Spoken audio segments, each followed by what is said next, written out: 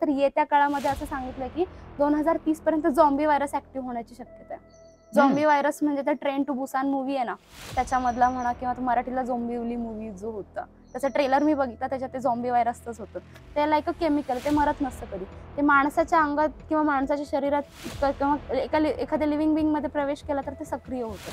अशी लाखो व्हायरसेस, हजारो व्हायरसेस सक्रिय होतील, आपल्याला अंदाज सुद्धा नाही. आपल्याला हा झॉम्बी त्यातला एक आहे, बाकीचे किती असतील कसे असतील विचार करणं. कारण मरेल कोण नाही ह्याच्यात, तुमची मुलं पहिले मरतील, सामान्य माणसांची मुलं पहिले मरतील.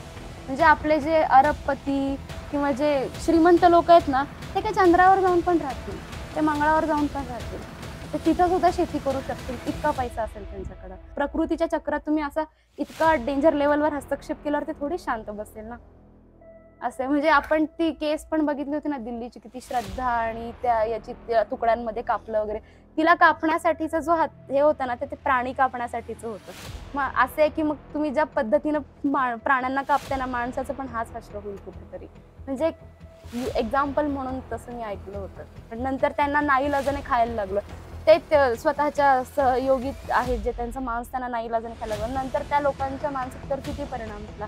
जे सत्तेत बसलेत लोक त्यांनाच कळायला पाहिजे, बाकी काहीच नाही, कारण आमची पिढी मग माफ नाही करणार. नमस्कार, मी शेखर.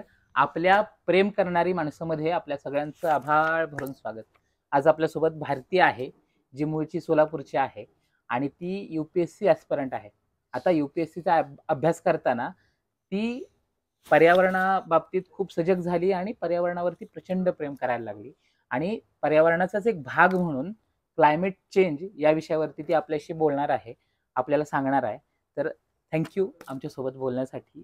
तर नक्की हे क्लायमेट चेंज म्हणजे नक्की काय आहे?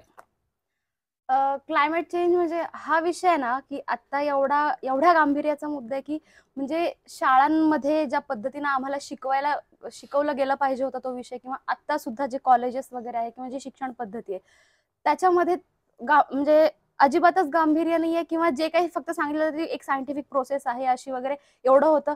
पण त्याचे कॉन्सिक्वेन्सेस कोणाला भोगायला लागणार आहेत? आम्हालाच, कारण येणारी पिढी आपणच आहे. तर क्लायमेट चेंज म्हणजे मूळ काय की पृथ्वीचे एक साधारण तापमान जे आहे त्या साधारण किंवा औसत तापमानामध्ये वाढ हळूहळू होत जाणं, याच्याशी रिलेटेड आहे क्लायमेट चेंज. म्हणजे सोप्या भाषेत जर जसं बघितलं तर पृथ्वी गरम होते, पृथ्वीचं तापमान वाढत जाते, आणि त्याला रिझन्स आहेत green house gases. Green house gases मुळे जो सगळा परिणाम दिसतोय आपल्याला, त्यालाच म्हणतो आपण ग्रीन हाऊस इफेक्ट. तर क्लायमेट चेंज म्हणजे जे मूळ वातावरण होतं ते बदलत बदलत बदलत चेंज होत जाते, ते मानवी हस्तक्षेपामुळे. म्हणजे कसला हस्तक्षेप? म्हणजे आता हे बघ, ग्रीन हाऊस गॅसेस मी जे म्हणाले त्यांचं उत्सर्जन कशामधून होतं? जे फॉसिल फ्युअल्स आहेत, म्हणजे जीवाश्म इंधन आपले जे पेट्रोल डिझेल यांना जाळल्यामुळं. हा, ते one of the major reason आहे. सेकंड रिझन आहे लाईफ स्टॉक फार्मिंग, म्हणजे जे पशुधन शेती वगैरे जी केली जाते ती त्याच्यासाठी सुद्धा क्लायमेट चेंज खूप मोठ्या, म्हणजे ते सुद्धा क्लायमेट चेंज साठी खूप मोठ्या प्रमाणात रिझनेबल आहे. नंतर जी स्पेशली फक्त प्राण्यांसाठीची केली जाते, म्हणजे पशुपालन व्यवसाय आपण जे म्हणतो लाईक तसं रिलेटेड. आणि त्याच्यामध्ये काय की माणसासाठी उपयोगी जे प्राणी आहेत, म्हणजे गाई झाले, म्हैस झाली, किंवा आपले बकऱ्या असतील, गोट्स असतील, गोट्सला वगैरे म्हणतो आपण, कोंबड्या असतील, किंवा जे डुक्कर पिग्स, उंट असेल, ह्या सगळ्या प्राण्यांची शेती, म्हणजे माणसाला जे उपयोगी आहेत पशुपालन. हा. थर्ड आहे ट्रान्सपोर्ट, म्हणजे आता सिक्वेन्स थोडा नंतरचा चुकेल माझा कदाचित. थर्ड मध्ये येतो ट्रान्सपोर्ट येतं, नंतर इलेक्ट्रिसिटी आणि हीट प्रोडक्शन. तर आणि त्याच्यानंतर येतं बिल्डिंग, कन्स्ट्रक्शन, ह्या सगळ्या गोष्टी. म्हणजे ज्याच्यामध्ये कार्बन उत्सर्जन जास्त आहे ज्या माध्यमातून, आणि मोस्ट ऑफ दी आपली आत्ताची जी लाईफस्टाईल आहे ती कार्बन इमिट करणारीच आहे मोठ्या लेवलवरती. तर जे ग्रीन हाऊस गॅसेस आहेत त्यातले जे 7 प्रॉमिनंट गॅसेस आहेत, ते मी काही सगळे नाही वाचून दाखवत तुला. त्याच्यात मिथेन आणि कार्बन डायऑक्साईड हे जे आहे यांचं प्रमाण खूप जास्त आहे ग्लोबल वॉर्मिंग वाढवण्यासाठी. म्हणजे ह्या ग्रीन हाऊस गॅसेसमुळे जे ग्लोबल वॉर्मिंग वाढतंय त्याच्यामुळेच क्लायमेट चेंज होतंय. पण मग आता जे तू म्हणतेस क्लायमेट चेंज होते, पूर्वी होत नव्हतं का? आताच लय वाढायला लागले, असं काय आहे का? पूर्वी होत नव्हतं, म्हणजे कार्बन इमिशन म्हणजे माणसाचा हस्तक्षेप तितका नव्हता ना, उपभोगाची संस्कृती आपली तेवढी नव्हती ना, किंवा टेक्नॉलॉजी म्हणा, किंवा क्लायमेट चेंजचं पण कसं आहे मी तुला सांगते. 18व्या शतकामध्ये आपली जी औद्योगिक क्रांती झाली तेव्हा पृथ्वीचं तापमान होतं 1.1 डिग्री सेल्सिअस. हा, तर त्याच्यानंतर तू हे जे म्हणालास ना, हे खूप चांगला मुद्दा तू बोललास आता. कारण जे क्लायमेट डिनायल कंट्रीज आहेत, म्हणजे जी विकसित देश आहेत ना, तेच म्हणतात की क्लायमेट चेंज होतच नाही. म्हणजे म्हणत होते ते, म्हणजे अमेरिकेचे राष्ट्राध्यक्ष जे डोनाल्ड ट्रम्प आहेत ते सुद्धा म्हणून गेले असं काही होत नव्हतं. जे ग्रेटा थनबर्गचं वगैरे चालू झाली होती मुवमेंट त्याला, तर त्यांचं म्हणणं की क्लायमेट चेंज होतच नाहीये, पृथ्वीचं तापमान वाढत नाही. मग पृथ्वीचं तापमान जर मग आलं, पृथ्वीचं तापमान वाढतंय, जे सायंटिस्ट वगैरे आहेत त्यांच्या रिपोर्ट्सनुसार, म्हणजे ऑर्गनायझेशन्स आहेत त्यांच्या रिपोर्ट्सनुसार, अभ्यासातून, मग हे लोक काय म्हणायला लागले, जर पृथ्वीचं तापमान वाढतंय तर मग ते कार्बन इमिशनमुळे वाढत नाही. मग हे सुद्धा सिद्ध झालं की कार्बन इमिशनमुळेच वाढतंय. त्याच्यासाठी तेवढा डेटा आहे आपल्याकडं, आणि माणसाचा हस्तक्षेप तितका वाढला आहे, आपण ते डिनाय नाही करू शकत. म्हणजे कार्बन डिनायल कंट्रीज सारखं आपण बोलून नाही चालणार आता, कारण त्याचे कॉन्सिक्वेन्सेस खूप खूप दिसतात आता सध्या सुद्धा, आणि दिसतील भयानक प्रमाणात. काय परिणाम आहे? आपण आधी कारणं बघितली आता, तर परिणामांमध्ये म्हटलं तर खूप सारे आहेत तसे परिणाम जर बघितलं. म्हणजे बघ, मी सुरुवात करते. आपण आता बेंगळुरूमध्ये वॉटर स्कार्सिटीचं बघतोय, जे एक्झाम्पल आहे. सगळ्यात मोठा परिणाम वॉटर स्कार्सिटीचा असेल, किंवा जे दूषित पाणी असेल. एक्स्ट्रीम वॉटर स्कार्सिटीमध्ये जगातली जी 100 शहर आहेत त्यात भारतातली 30 शहर आहेत. हा, बेंगळुरू 10व्या नंबरला आहे. तर विचार कर आधीच्या 9 शहरांमध्ये कशी परिस्थिती येईल, किंवा ते काही फार कमी काळ नाहीये ह्या सगळ्या गोष्टी होण्यासाठी. तर जयपूर, इंदौर, ठाणे, वडोदरा, श्रीनगर हे टॉप 5 सिटीज मध्ये येतं. त्याच्यानंतर याच्यात सगळ्यात मोठा फटका याचा बसणाऱ्या परिणामांमध्ये जर बघितलं तर गरीब जी लोकसंख्या आहे आपली, त्याला 800 कोटी आपल्या जगाची लोकसंख्या, त्यातले 300 कोटी जे आहेत त्यांना जो आहार मिळतोय पण तो पोषणयुक्त नाही, म्हणून आपण ते पोषण आहार वगैरे आपल्या शालेय पोषण आहार वगैरे ह्या स्कीम्स चालू केल्या. त्यातले 200 कोटी लोक जी आहेत त्यांना जेवण मिळेल की नाही ही शाश्वती नाही, आणि 80 कोटी लोक रोज उपाशी झोपतात. हे एवढं आहे जगभरात आत्ता. म्हणजे खाण्याची परिस्थिती, म्हणजे खायला आपल्याला उपलब्ध असून सुद्धा. मग विचार कर, जेव्हा क्लायमेट चेंज सारखा इश्यू वाढेल तर काय म्हणतात त्याला, शेती करण्यासाठी जेव्हा जंगल अजून तोडतोय आपण, डिफॉरेस्टेशन नावाची गोष्ट अजून जेव्हा वाढवतोय, तर झाडांची संख्या कमी होते. कारण कार्बन सगळं सोकून आपल्यामध्ये, किंवा कार्बन सिक्वेस्ट्रायझेशन ही वाली जी कन्सेप्ट आहे हे कोण करतं, झाडं. तर ह्या सगळ्या गोष्टी जेव्हा व्हायला लागतील तेव्हा आपल्या खाण्यावरती मर्यादा येतील, खायला आपल्याला कमी पडेल. आणि याच्यामध्ये श्रीमंतांना काही फरक नाही पडणार आहे, कारण सामान्य माणूस त्याच्या एकूण पूर्ण टोटल जो खर्च आहे, आमदनी आपण जी म्हणतो सामान्य माणसाची, त्यातला 50 ते 60% सामान्य माणूस खाण्यावर खर्च करत असतो. आणि श्रीमंतांचं जर बघितलं तर 1-2% असतं फक्त त्यांचं. त्यांना अजून 4-5% त्यांच्या आमदनीतले गेले तर फार काही फरक नाही पडणार, ते सहज अन्न विकत घेऊ शकतील. कारण क्लायमेट चेंजचं हे मी का म्हणते, ज्वारी, बाजरी, गहू, तांदूळ यासारख्या पिकांच्या उत्पादनामध्ये 15 ते 35% घट होईल. क्लायमेट चेंजचं जर अजून वाढत गेलं, किंवा हे जे होणारं तापमान, आपण असं म्हणतो पृथ्वीला ताप चढायला लागलाय बाबा, ज्वर चढतोय पृथ्वीला, वाढायला लागलंय ते खूप जास्त. ते जर थांबवलं नाही तर अन्नाची टंचाई खूप जास्त उपलब्ध होईल. आणि आपण आता तसंही आपण जो फूड सिक्युरिटी ऍक्ट नुसार जे सार्वजनिक वितरण प्रणाली पीडीएस जे आहेत, ऑलरेडी आपण 80% लोकांना रेशन मार्फत अन्नधान्य पुरवतोय. हे कसं करणार आहे आपण ह्या सगळ्या गोष्टी? मी तेच म्हणणार होतो की भारताला काही चिंता करायची गरज नाही, नाही का? कसं 80 कोटी जनतेला राशन देत आहेत, मग आता अजून अशी संख्या वाढेल ना लोकांची, मग ते कसं करणार, ते कसं पुरवणार आहे आपण? तुला माहिती का, फॉरेस्ट रिझर्व्ह जो डेव्हलप कंट्रीज आहेत त्यांच्या भूभागाच्या, त्यांच्याकडे जवळजवळ 13 ते 15%, रशिया घे, अमेरिका घे, इंडियाकडं म्हणजे अप्रॉक्सिमेटली 3.3% फॉरेस्ट रिझर्व्ह आहे आपला, म्हणजे आपल्या अख्ख्या भूभागाच्या. आणि त्यात आपण हसदेव सारख्या जंगलाचं आपण कटाई वगैरे ह्या सगळ्या गोष्टी, ते आरे शेडचं जे झालं प्रकरण वगैरे, ह्या सगळ्या गोष्टी, म्हणजे याच्यामध्ये कसं आहे, ज्यांच्या हातामध्ये सत्ता आहे हे त्यांना कळायला पाहिजे, किंवा ते कळत असून पण त्यांची ती इच्छाशक्ती त्यांनी दाखवायलाच पाहिजे सध्या. कारण असणार तर आमचंच भविष्य धोक्यात असणार आहे. तुमचं सगळं जगून झालं, 30-40 वर्ष काय जी काय जगायची होती ते जाऊ देत. मी असं म्हणेल की मी 23 वर्ष तरी जगले बाबा ऍटलीस्ट वयाची. माझे जेव्हा मामाचे काकांची लहान लहान मुलं जेव्हा बघते, किंवा लहान मुलं बघितलं तर आपल्याला क्यूट वाटतं वगैरे, पण लगेच दुसऱ्या क्षणाला हा मनात विचारतो की यांचं भविष्य काय देणार आहे आपण ना. आपण म्हणजे तू मगाशीच म्हणालास की आपल्या विदर्भ सारख्या साईडला आत्ताच 50 डिग्री पर्यंत वगैरे जाईल.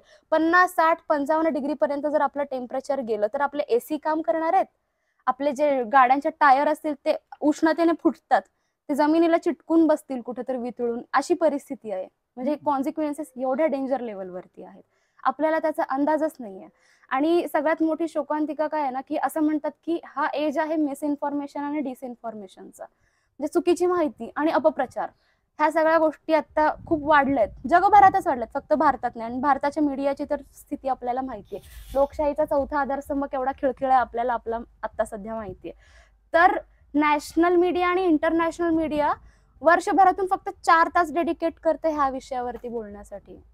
आय मीन सिरियसली, एवढा सगळा मोठा मुद्दा आहे की असं आहे की ग्रेटा थनबर्गचं ते भाषण आहे की people are suffering, people are dying, entire ecosystems are collapsing.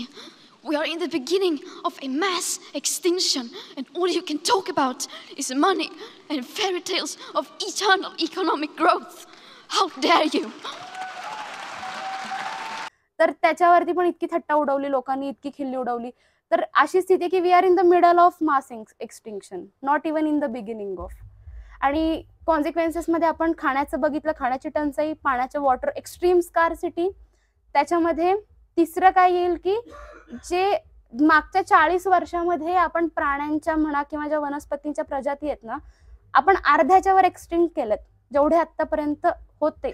हा, it is not a joke. फक्त मागच्या 40 वर्षांमध्ये अर्ध्याच्या वर आपण प्रजाती नष्ट केलेत. की बात कर रहा हूँ जिनका भारत एरिया में 7वें नंबर पे आता है, तो हमसे ऊपर के जो है ब्राज़ील, अमेरिका, कनाडा, चीन और रूस, ऑस्ट्रेलिया को हटा सकते हो क्योंकि वहाँ पे उतना नहीं है, पर ऑस्ट्रेलिया भी शायद हमसे ऊपर ही होगा. तो इन देशों के 15%, 20%, 25% भूभाग पर, एरिया पर जंगल है. भारत ने अपने सारे जंगल खत्म कर दिए. और जंगल माने पेड़ नहीं होता, जंगल माने जीवों की भी करोड़ों प्रजातियां होती हैं, हमें नहीं पता चलता वो विलुप्त हो जा रहे हैं. आम्ही परवा अभ्यास करताना एक डेटा वाचत होतो की मॅमल्स, सस्तन प्राणी आहेत, तर 60% की 70% पूर्ण एक्सटिंक्ट झालेत. हा एकच सस्तन प्राणी उरलाय माणसाचं की जे सगळ्यांच्याच विनाशावरती उठलाय असं म्हटल्यासारखं आहे ते. म्हणजे प्राण्यांची खूप भयानक कत्तल होणार. म्हणजे विचार कर ना की परिस्थिती काय असेल, खायला प्यायला नाही भेटलं, हिंसा वाढणार, लॉ अँड ऑर्डरचा सगळा इश्यू पूर्ण तो क्रिएट होणार याच्यामध्ये. आणि जगातलं पुढचं आतापर्यंतचे वर्ल्ड वॉर जे सगळे झाले ते जमिनीसाठी म्हणा, जे काही युद्ध झाले ते ऑइलसाठी म्हणा वगैरे, आताच येणारे युद्ध पूर्ण कशासाठी असेल? खाण्यासाठी, पाण्यासाठी तिसरं युद्ध असेल असं म्हणतात, जे काय होईल ते. तर हे असे कॉन्सिक्वेन्सेस आहेत. खूप खूप भयानक आहे सगळं. म्हणजे मी जितकं सांगेल तितकं कमी आहे. पण आता तू जे हे सगळं सांगतेस ते थांबवण्यासाठी त्याच्यावरती काय उपाय काय करावे लागतात? त्याच्यावरती उपाय म्हणजे काय ना की आपण काय म्हणतो बघ बरं, लहानपणापासून झाडे लावा, झाडे वाचवा, पाणी जिरवा, पाणी अडवा, ह्या सगळ्या गोष्टी वगैरे ना. तर त्या झाडांचं पण ना आपण ते पॉइंट ऑफ नो रिटर्न आहे आता. म्हणजे झाडं लावणं हा एक इतका इफेक्टिव्ह सॉल्युशन याच्यावरती असणार नाहीये. का? कारण एक व्यक्ती त्याच्या पूर्ण आयुष्यामध्ये 58 टन कार्बनचं उत्सर्जन करते. पार्ट्स पर मिलियन वर आपण कार्बन, पीपीएम वर कार्बन आपण मोजतो. तर 58 टन कार्बन उत्सर्जन करत असेल तर एक झाड 40 वर्षात 1 टन कार्बन फक्त सोकून घेतं. रेशो बघतोस का किती आहे? 40 वर्षात एक झाड तेवढं 1 टन कार्बन फक्त सोकतं आणि एक व्यक्ती पूर्ण आयुष्यभरात 58 टन कार्बन उत्सर्जन करतं. आणि कार्बन उत्सर्जित करणाऱ्या लोकांमध्ये अमेरिका म्हणा, ऑस्ट्रेलिया म्हणा, म्हणजे जे विकसित देशच, तिथल्या लोकांची संख्या खूप जास्त आहे. त्यांचं पर पर्सन कार्बन उत्सर्जन त्यांचं जे आहे ते 16 ते 18 टन आहे. आणि भारतातल्या व्यक्तीचं 2 टन पेक्षा पण खालीच आहे. To help save these Himalayas, Ladakh and its glaciers and its people, you, the people in the big cities of the world, can contribute in a big way. Firstly, of the two demands, appeals that I always make to the people in the world, first is that you please live simpler lives in your big cities, because your lifestyle, your carbon intensive lifestyle, is causing climate change and global warming and the melting of our glaciers. And your unbridled, blind consumerism is the reason for why more and more minerals are needed, more and more mining is needed. And for that, industries are coming up into the Himalayas, knocking at our doors, in fact breaking our doors to enter and exploit these valleys and mountains. Therefore, if you consume less, if you live simpler lives, there will be less of these minerals needed. There will be less of exploitation, in fact, rape of these mountains and valleys of the Himalayas. So I appeal to you all people around the world to please live simply in your big cities so that we in the mountains may simply live. तर याच्यावरून काय झालं की जेव्हा हा मुद्दा यायला लागला ना की हे सगळं म्हटलं ना कार्बन डिनायल की होतच नाही, मग जसे जसे रिपोर्ट्स यायला लागले वगैरे आणि वर्ल्ड वॉर नंतर पण वगैरे लोकांचे समिट्स व्हायला लागले, म्हणजे जगातले देश वगैरे यायला लागले. तर 1990 मध्ये अर्थ रिओ समिट म्हणून जी झाली, तर त्याच्यामध्ये असं ठरवलं गेलं अर्थ रिओ समिट मध्ये येऊन की 2050 पर्यंत 2050 पर्यंत आपल्याला पृथ्वीचं तापमान जे आहे बाबा की सॉरी मी क्योटो प्रोटोकॉलचं बोलते, एक 1992चं वगैरे 2050 पर्यंत पृथ्वीचं तापमान आपण हळूहळू वाढेल ते 2 डिग्री पर्यंत येऊन थांबायला पाहिजे, 2 डिग्री पर्यंत.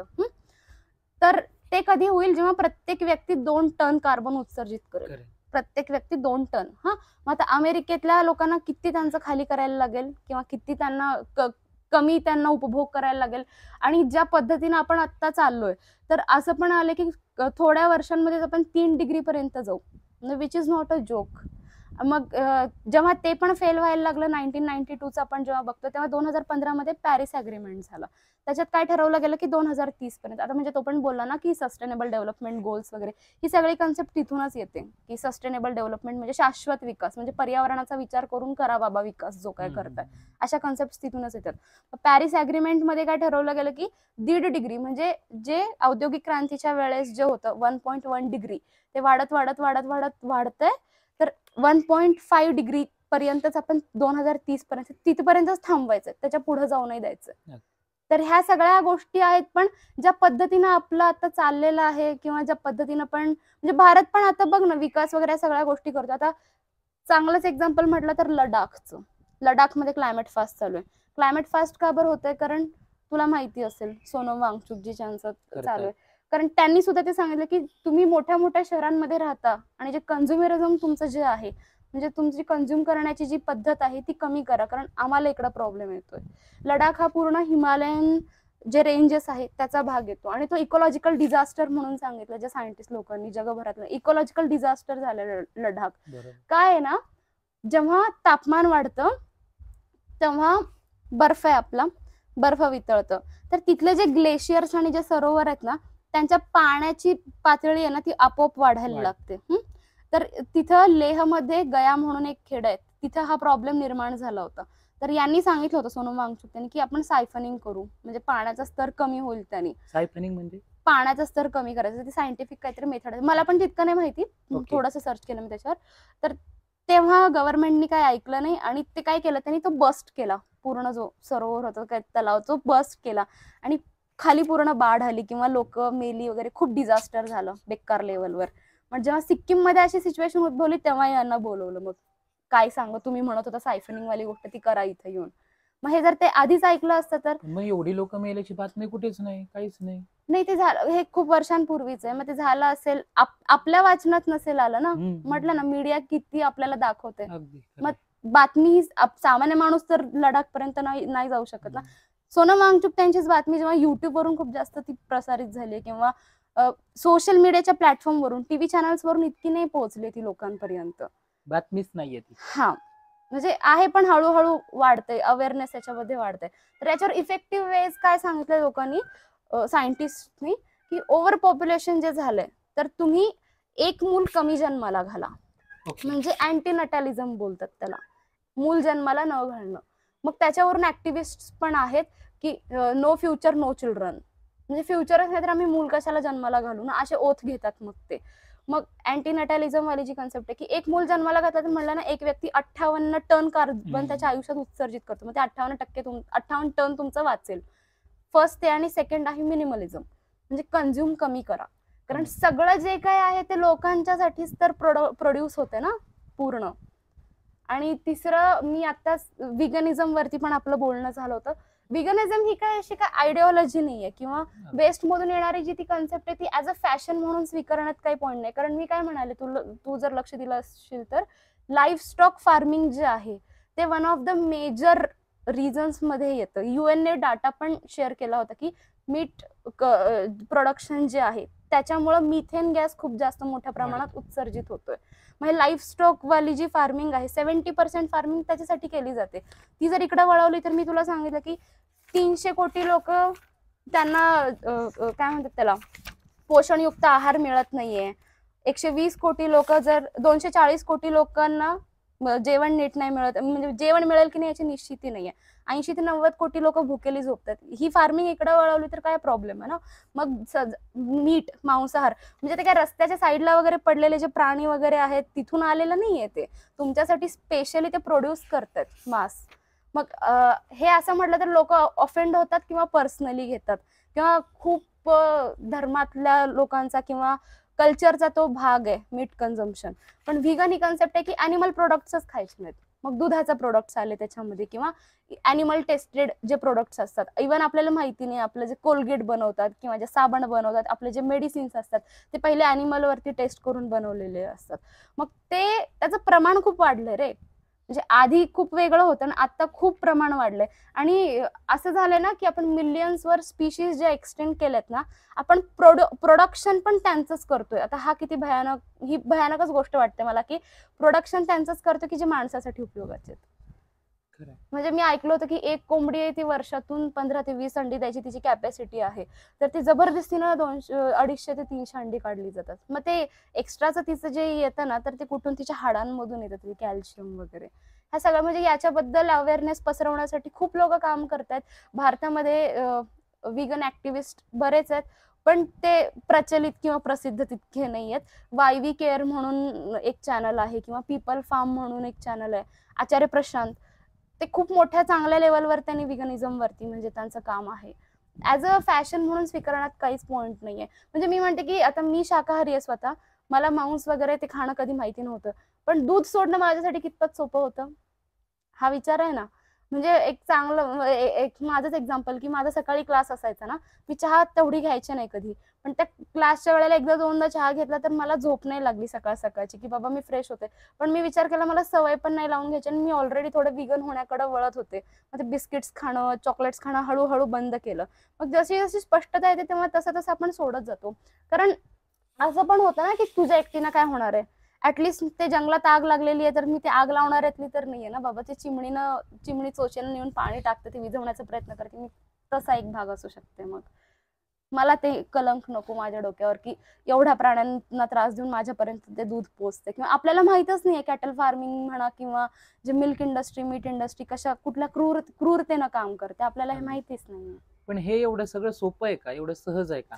सोपं कधी आहे ना की सामान्य माणूस जागेल तेव्हाच आहे. सामान्य माणसाने म्हणजे मी तर आता असं म्हणते की सामान्य माणसानं क्लायमेट ऍक्टिव्हिस्ट, प्रत्येकानं क्लायमेट ऍक्टिव्हिस्ट होण्याशिवाय पर्यायच नाही. कारण मरेल कोण नाही ह्याच्यात, तुमची मुलं पहिले मरतील, सामान्य माणसांची मुलं पहिले मरतील.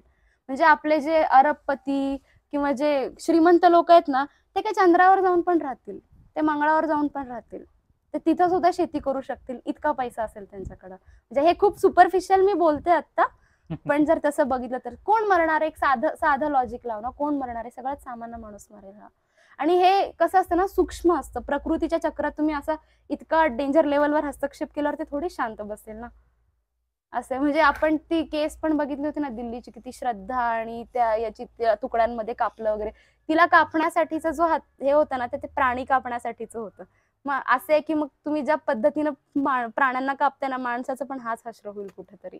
म्हणजे एक्झाम्पल म्हणून तसं मी ऐकलं होतं की अशी परिस्थिती येईल.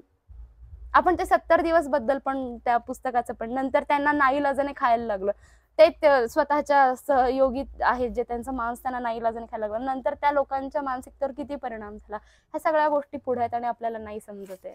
आणि ह्याच्यात मेन आहे की जे सत्तेत बसलेत लोक त्यांनाच कळायला पाहिजे, बाकी काहीच नाही. कारण आमची पिढी मग माफ नाही करणार. मग ते ग्रेटा थनबर्गचं तसं की हाऊ डेअर यू, हे सगळं माहित असून सुद्धा तुम्ही कसं करू शकता ना, मग तुम्ही इव्हल्सच आहेत आमच्यासाठी.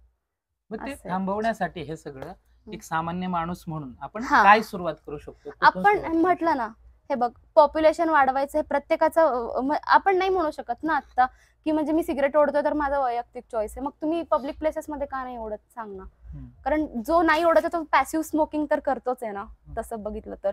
मग तुम्ही एक मूल जन्माला घाला, मग म्हणजे हे आपल्याला कसं आहे ना, मी म्हणते की थोडं जरी भारतात अजून शिक्षणाचा स्तर जास्त असता ना तर सामान्य लोकांना कळलं असतं. आपली लोक खूप भोळी आहेत, म्हणजे इतकी साधी आहेत ना, म्हणजे गरीब पण बघ ना, थोडं जास्त द्या ना काका भाजी हे वगैरे ते लगेच टाकतात, विचार नाहीत करत. तसं थोडं जर शिक्षणाचं किंवा विज्ञानाबद्दल जरा जागरूकता वगैरे असती ना तर थोडंसं जरा बरं झालं. कारण आता काय आहे ना, मिसइन्फॉर्मेशन डिसइन्फॉर्मेशन जे मी म्हणते ना की ते धार्मिक क्षेत्रातलं वगैरे म्हणजे अवडंबर इतकं माजलंय, खूप जास्त म्हणजे खूपच जास्त स्तोम माजलंय अजून. काही अंधश्रद्धा आणि काही रिच्युअल्स वगैरे आहेत. आता इफेक्टिव्ह वेज मध्ये आपण, मी जसं झाडांचं म्हटलं तुला ना, तर आपण असं म्हणतो की लाईट्स कमी यूज करा किंवा कमी वोल्टचे बल्ब्स यूज करा. कारण का ते एनर्जी देतात. ऑलरेडी सूर्याकडनं पृथ्वीला जी एनर्जी येते, म्हणजे जे सूर्यकिरण येतात, मी मिथेन गॅसेस सांगायचंच राहिलं तुला की ते रिफ्लेक्ट होऊन म्हणजे पृथ्वी शोषते ती किरण, आणि जे रिफ्लेक्ट होऊन जाणार आहेत ना, ते रिफ्लेक्टेड रेजलाच ते मिथेन गॅसेस ट्रॅप करून इथंच ठेवतात. म्हणून हे वाढतं इतकं. मी कुठं होते? इथेच होते. हा हा, तर बल्ब जे आहे, तर बल्ब पण एनर्जी द्यायचं काम करतो ना, की सूर्य जसं कसं. तर काल 22 मार्च जो आपला 23 मार्च जो होता अर्थ आवर डे, असं एक ते साजरा केला जातो जगभरात, की 1 तास 8:30 ते 9:30 तुम्ही 1 तास पूर्ण जगातले लाईट्स बंद ठेवा. ते किती इफेक्टिव्ह वे वर्क होते, नाहीच कोणी केलं तसं. म्हणजे माझ्या ओळखीत तर मी स्टेटसला पण ठेवलं होतं, मी स्वतः सुद्धा थोडंफारच करू शकले त्याच्यामध्ये. कारण मी मेसला जेवायला गेल्यावर लाईट तिथल्या चालूच होत्या. मी रूम मध्ये गेल्यावर पण मी बसले थोडी शांत, पण लाईट नाही लावलं, 9:30 झाल्यावर मग लावलं. मग ह्या सगळ्या गोष्टीत की या तितक्या इफेक्टिव्हली वर्क नाहीत होणार जितकं हे होईल की एक मूल जन्माला घाला आणि कन्झ्युमरिझम जे तुमचं आहे. कारण सुखाची आपली व्याख्या काय झालीये, खूप जास्त भोगत चला भोगत चला भोगत चला अशी झालीये. आता मी एक्झाम्पल छोटंसं सांगते याच्यावर. माझी एक मैत्रीण होती, त्या दिवशी काहीतरी म्हणजे ती मी लॉन टेनिस खेळायला जायचे, तर खूप छान खेळणं झालं वगैरे, आणि तिला इतकं अप्रिशिएट केलं सगळ्यांनी, खूप छान खेळलं. ती म्हणाले चलो यार आज अच्छा खेल लिया बहुत, चलो कुछ शॉपिंग कर लेते, थोडी बहुत शॉपिंग कर लेते चलो. किंवा हे चीप याच्यामध्ये कपडे भेटतात, FC ला म्हणा, याच्यामध्ये या सगळ्या गोष्टी आपल्याला म्हणजे कमी पैशात उपलब्ध करून देतात. म्हणजे प्रोडक्शन तितकं वाढवतात ना, त्या प्रोडक्शनसाठी लागणारी ती एनर्जी म्हणा, किंवा जे स्टील उत्पादन वगैरे सगळं हे येतं कुठून, कोळसा जाळून करून, ह्या सगळ्यातूनच येतं ना. मग कार्बन इमिशन, मग त्यातून कन्सेप्ट येते कार्बन फुटप्रिंट्स. तुमचे कार्बन फुटप्रिंट्स कमी ठेवा. फुटप्रिंट्स, कार्बन उत्सर्जन तुम्ही जे करताय ते कमी करा स्वतःच्या वैयक्तिक स्तरावरती. ते कसं करायचं? मिनिमलिझम, कमी कन्झ्युम करायचं, कमी कन्झ्युम करायचं. कारण आपण अंदाजच नाही लावू शकत आहे ना. म्हणजे कमी खायचं. कमी खायचं असं नाहीये, जेवढं गरजेचं तेवढं खायचं ना. अच्छा, जेवढं गरजेचं तेवढं खाऊ शकतो ना, असं आहे. चवीची चंगळ आणि भूक यातला फरक ओळखता येतो आपल्याला, असं नाही की नाही ओळखता येत, असं. तर अशा बऱ्याच गोष्टी आहेत. मी अजून जर सगळ्यात मेन आत्ता बघ, आपण आपल्या कोरोना नंतर मानसिक आपली जी स्थिती आहे याच्याबद्दल खूप जास्त जागरूकता वाढली लोकांमध्ये. कारण डिप्रेशन, एन्झायटी, स्ट्रेस, सगळ्यात मेन तर मुद्दा सांगायचाच राहून गेला की कोविड सारख्या एका व्हायरसने अख्खं जग हलवून टाकलं. जर क्लायमेट चेंजचा इश्यू हा असाच वाढला तर येत्या काळामध्ये असं सांगितलं की 2030 पर्यंत झॉम्बी व्हायरस ऍक्टिव्ह होण्याची शक्यता आहे. झॉम्बी व्हायरस म्हणजे त्या ट्रेन टू बुसान मूवी आहे ना त्याच्यामधला म्हणा, किंवा मराठीला झोंबिवली मूवी जो होता त्याचा ट्रेलर मी बघितला, त्याच्यात ते झॉम्बी व्हायरसच होतं. तर तशी परिस्थिती आहे. किंवा मी जे बर्फाचं सांगितलं ना, तर अजून एक आहे बर्फाच्या ह्याच्यावर आठवलं की फीडबॅक सायकल, फीडबॅक इफेक्ट सक्रिय झालेत असं म्हणतो. फीडबॅक इफेक्ट जर एकदा सक्रिय झाले त्याला थांबवू नाही शकत आपण. त्याच्यात म्हणजे कसं, जेव्हा तापमान वाढलं आपलं तर हवा गरम होते. ग्रीन हाऊस गॅसेसमध्ये पाण्याची वाफ हे एक आहे ऍस्पेक्ट त्याच्यामधला, म्हणजे मिथेन आणि कार्बन डायऑक्साईड सारखंच पाण्याची वाफ. हवा जेवढी तापेल ना तर ते पाण्याची वाफ साठवून घ्यायची तिची क्षमता वाढते. हा, मग जेव्हा पाण्याची वाफ आणि बाष्प झालेलं ते अजून जितकं साठेल ग्रीन हाऊस गॅस अजून जास्त वाढेल, हवा अजून जास्त गरम होईल. म्हणजे पूर्ण हे सर्कल आहे. तसंच बर्फाचे, जेवढी गरमी पडेल बर्फावरती बर्फ वितळेल, बर्फाच्या खालचं जे जमीन आहे ती जमीन तापेल, जमीन तापली की बर्फ अजून वितळेल, अजून गरमी वाढेल. म्हणजे सगळे फीडबॅक, म्हणजे याला म्हणतात फीडबॅक इफेक्ट वाली गोष्ट. ते एकदा सक्रिय झालं की त्याला कुणीच नाही थांबवू शकत. आणि वैज्ञानिकांच्या मते असं की फीडबॅक इफेक्ट बहुतेक सक्रिय झालेले आहेत. ओके. हा, मग त्याच्यात आपण थांबूच शकत नाही. पॉइंट ऑफ नो रिटर्न आहे आपला आता. मग त्यात पण चांगल्या लेवलवर काय करता येईल तर आपण करायला पाहिजे ऍटलिस्ट. कारण भारत मग परत काय होईल ना की परत कॉलनी होऊन जाईल स्वतःच, जे श्रीमंत देश आहेत त्यांची वगैरे. आणि बर्फाच्या खाली हजारो वर्षांपासून जे व्हायरसेस लपलेले असतात ना, तर virus is like a chemical. म्हणजे याचं एक्झाम्पल माझ्या रूममेटने खूप छान समजावून सांगितलं होतं की सीड आहे ना आपला, बी जमिनीत आपण रोवला तर त्याला अंकुर येतं ना, ते फुटतं. तर आणि तो टेबलावर ठेवला तर ते निर्जीव आहे. तसंच व्हायरस आहे. व्हायरस जोपर्यंत त्या बर्फाखाली आहे तोपर्यंत शांत आहे. ते लाईक अ केमिकल, ते मरत नसतं कधी. ते माणसाच्या अंगात किंवा माणसाच्या शरीरात किंवा एखाद्या लिव्हिंग बिंग मध्ये प्रवेश केला तर ते सक्रिय होतं. अशी Okay. लाखो व्हायरसेस, हजारो व्हायरसेस सक्रिय होतील. आपल्याला अंदाज सुद्धा नाही आहे. आणि आपण आपल्याला- सगळे झॉम्बी बनू. हा झॉम्बी त्यातला एक आहे. बाकीचे किती असतील, कसे असतील विचार कर ना. हा खतरनाक सगळा आहे हे मुद्दा सगळं. खूपच खतरनाक आहे. खूपच खतरनाक म्हणजे काय आपण विचारच नाही करू शकत. नाही करू शकत. आता हे बघ, आपण म्हणतो ना की जीडीपी आपण 5 ट्रिलियन इकॉनॉमी करणार आहे, 3rd लार्जेस्ट इकॉनॉमी होईल वगैरे. याच वर्षी आपल्याला क्लायमेट चेंजमुळे 8% लॉस झालाय जीडीपी मध्ये. कॉन्सिक्वेन्सेस मध्ये घ्या 8% लॉस. कारण आपली मोस्ट ऑफ दी जी जनता आहे ती लेबर वर्कफोर्स आहे पूर्ण. म्हणजे हातावर ज्यांचं दररोजचं जे पोट आहे तशी लोक आहेत. एवढं तापमान वाढल्यावर कसं काम करणार आहेत ना, ती प्रोडक्टिव्हिटी किती कमी होईल ना. आणि एक अंदाजानुसार 35% जीडीपी तुमचे ढासळेल. 35% पर्यंत. आपण एखादा देश स्ट्रॉंग कधी ठरवतो, जेव्हा त्याची इकॉनॉमिकल कंडिशन किंवा जीडीपी जशी जास्त असते त्याच्यावरच आपण प्रोडक्शनवरच विकास तर ठरवला जातो ना. मग आपल्याला काय करायला लागेल ना की विकासाची व्याख्या बदलायला लागतील. नॉट नेसेसरी अमेरिका, युरोप किंवा ब्रिटन, युरोपियन कंट्रीज किंवा ब्रिटन म्हणा, ऑस्ट्रेलिया म्हणा, ह्या कंट्रीजनी जी विकासाची व्याख्या दिली तीच आपण पुढे न्यायला पाहिजे ना. फर्स्ट वर्ल्ड मधल्या कंट्रीज, सेकंड वर्ल्ड मध्ये आपण येतो, 3rd वर्ल्ड मध्ये एकदम गरीब. मग सेकंड वर्ल्ड मधल्या कंट्रीजनी विकासाचे दुसरे पॅरामीटर्स घालून द्यायला पाहिजे ना. कारण पॅन्डेमिक कसे येतील आपल्याला माहितच नाही. म्हणजे असं म्हणतात की अजून येत्या काळामध्ये येणारा मोठा पॅन्डेमिक असेल की बाबा स्किन ॲलर्जीज. म्हणजे ते ओझोन रेसचं पण, ओझोनच्या लेअरचं पण आपल्याला कमी माहिती आहे. झालं. हा, तो पण हळूहळू डिप्लीट होतोय. ओझोन लेअरचं पण डिप्लेशन होतोय. मग ते सूर्यकिरण थेट इथपर्यंत शरीरावरती पडणं पण चुकीचं आहे. स्किन ॲलर्जीजचं पॅन्डेमिक, बरंच काय काय. मग तुमचे कॉस्मेटिक प्रोडक्शनसाठी वगैरे ज्या गोष्टी यूज केल्या जातात किंवा काय म्हणतात त्याला, तुमचं व्हेइकल्स निर्माण करण्यासाठी, तुमचे काय म्हणतात त्याला, टीव्ही असेल, फर्निचर असेल, सगळंच तुमचं जे काय तुमच्या अवतीभोवती जे काय दिसते कन्झम्पशनचं, हे सगळं येते कुठून. आता आपण हे पण इथलं जे बघतो हे येतं कुठून पूर्ण. आता रेअर अर्थ मेटल म्हणून एक कन्सेप्ट असते, ती काय असं सगळ्या खनिजांच्या मध्ये मध्ये मध्ये मध्ये मध्ये अशी असलेली आहे. मग ते रेअर अर्थ मेटल. हा, तर हे काय म्हणतात त्याला, त्याचा उपयोग कशामध्ये केला जातो, ऑटोमोबाईल्स असेल आपलं बाबा किंवा व्हेइकल्स त्याच्यामध्ये. तर ते मिळवण्यासाठी उत्खनन करायला लागतं, परत खनन करायला लागतं. मग ते शोधून शोधून काढतात कुठल्या कुठल्या एरियाज मध्ये आहे वगैरे. मग जिथं जेवढं उत्खनन कराल ते जोशीमठ सारखी तिथं परिस्थिती निर्माण होईल. भूस्खलन आपल्याला नाही होते. आणि असं आहे की भारतामध्ये क्लायमेट चेंजचा जो इफेक्ट आहे तो 40% हिमालयन क्षेत्रामध्ये दिसतोय. म्हणून आपल्याला त्याची झळ नाही ना, कारण आपण त्या क्षेत्रामध्ये राहले. ते फ्रजाईल आहेत. इकॉलॉजीच्या दृष्टीने जर बघितलं फ्रजाईल आहेत ते.